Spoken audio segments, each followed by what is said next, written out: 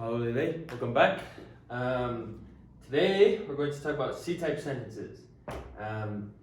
This hopefully shouldn't be too complicated, especially since we've already learned A and B-type sentences. So bear with me. So we already learned up to this point, we've learned A, B, P, and E, and today we're going to talk about C. So after today, there's quite a bit you should be able to say in Tongan, assuming you've gone through all those other sentences. But as usual, we're going to start with the identity, which is what are we trying to say? What are we trying to say in English? What kind of expression or thought are we trying to express in Tongan? And so what we're trying to say is a noun or noun, we'll just say noun, is verbing noun. So a noun is doing a verb to another noun. And we're going to talk about this a little more in depth after I tell you what the sentence structure is. So the sentence structure is, just like all our other tense marker sentences, we're going to start with a tense marker. So tense marker. Then we're going to have our verb. And then we're going to say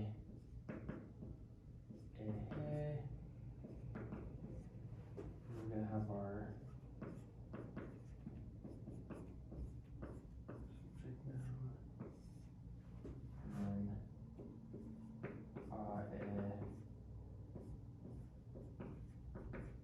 object noun. Okay, it's kind of a lot to look at. Let me make sure you can actually see everything I wrote. Yep. So start with our tense marker, just like all our other tense marker sentences. Tense marker, then we're going to say the verb, then we're going to say ehe, subject noun, ae, object noun. And so there's probably a lot you're a little bit confused on, but don't worry, we're going to talk about it. First thing is our tense markers. And so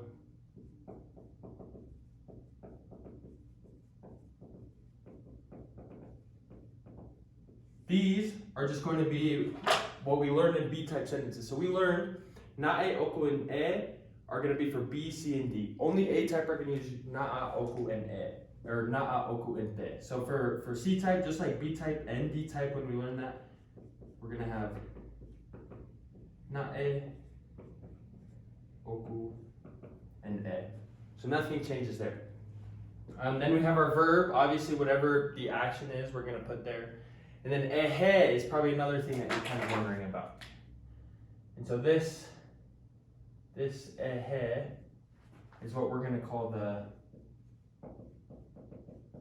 subject marker. And this might sound familiar if you remember it from B-type sentences, but it might be a little confusing because in a B-type sentence, our subject marker was ae.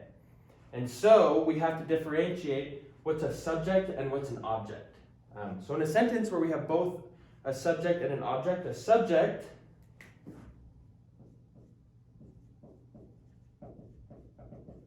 we're going to say is the noun that's the actor. So the subject is the doer of the action, where the object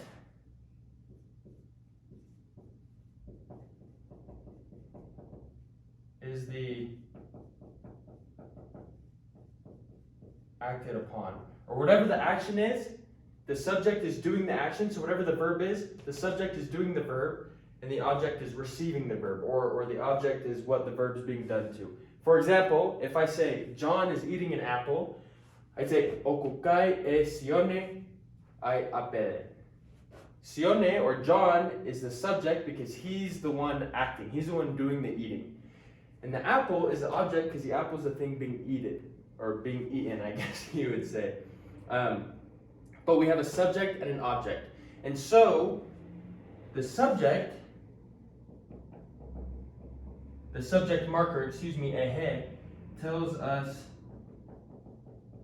the subject. Simple, right? Whatever this ehe is in front of is the subject. And ehe, if you're kind of confused by that, ehe functions just the same as ae. If it's a name, a proper name of a person, so like Sione, probably notice I didn't say the he, we're just going to say e. Other than that, we're pretty much always going to say ehe, unless we're talking about a place, a proper noun of a place like tonga. We'd say tonga. But if it's not a proper noun, it's just a noun, we're basically always going to say ehe. So if it's the dog, the doctor, the teacher, a monkey, whatever it is, it's going to be ehe unless it's a proper name of a person or place, such as Brooke or John or Thomas or Mille or Tonga or America. Same idea with ae, except for ae in this case is our object marker. And if you're following, you probably can see the pattern. Subject marker tells us what the subject is, and in which case the object marker tells us what the object is. So, if I were to say, okukai ehe apele a Sione, I would then be saying, the apple is eating Sione, or the apple is eating John. And so it's important that we put this ehe in front of the actor, in front of the doer of the verb, because that's the subject of the sentence. If we mix it up, it changes the sentence very much. For example, if I say, let me think of another one besides eat. Na e uu ehe kuri a Tomasi. The dog bit Thomas. But if I were to say, na e uu e Tomasi ai kuri, that would be Thomas bit the dog. And so you can see as we switch these, or switch whatever's in front of the ehe, it changes the whole meaning of the sentence. And so that's our subject noun, subject marker, object noun, and object marker. We're going to talk a little bit more about this with pronouns later, but for now we're going to give you an example.